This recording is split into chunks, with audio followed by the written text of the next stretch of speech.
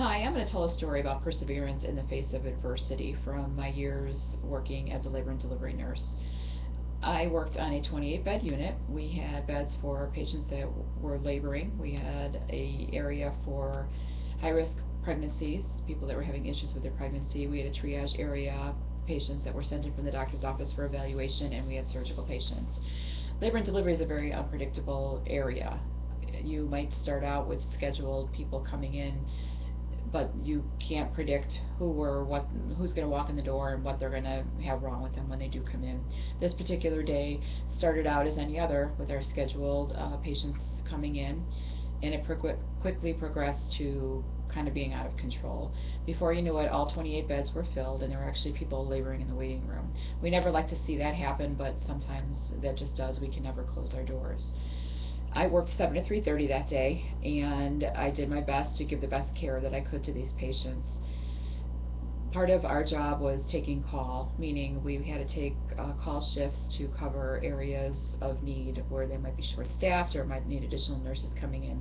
Unfortunately, this particular day, I was on call from 3 to 11:30 that night, which means I'd be working more than likely a 16-hour day. Not only was I working extra shift, but I would have to be in charge because I was the most senior nurse.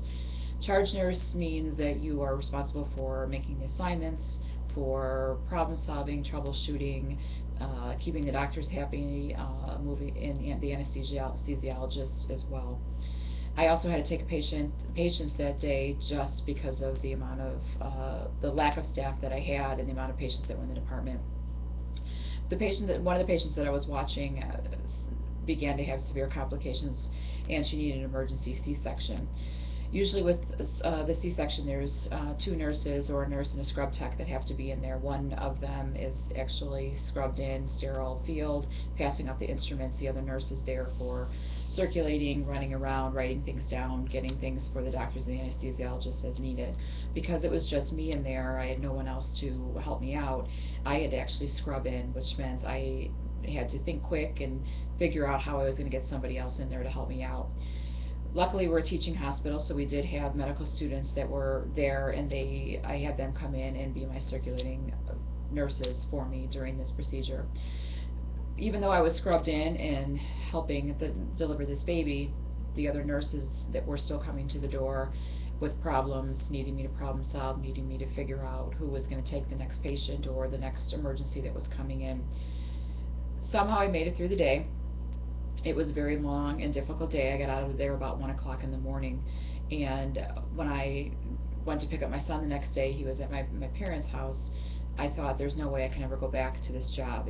I was just so spent and frustrated with everything that I thought, I just can't put myself back in this situation. But my dad, who I know I get my work ethic from, looked at me and said, if you choose to not go back, you're going to put your coworkers in the same position you were in, which is short-staffed. And he was right. I didn't want to hear that, but he was right, and I did go back. I was off that day, but I went back the following day.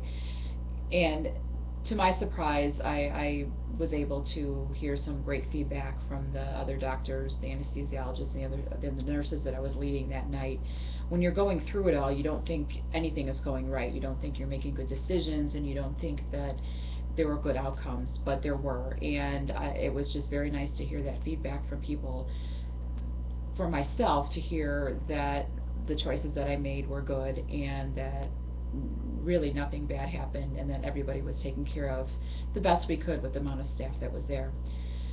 So I did overcome some very long 18 hours, which is what it turned out to be, and I learned a lot from that. I learned that I can survive in times when I didn't ever think I could, and I learned that I am a pretty good leader in time of stress and trauma, which is what it felt like. We were in a war zone actually for parts of the day. Thank you.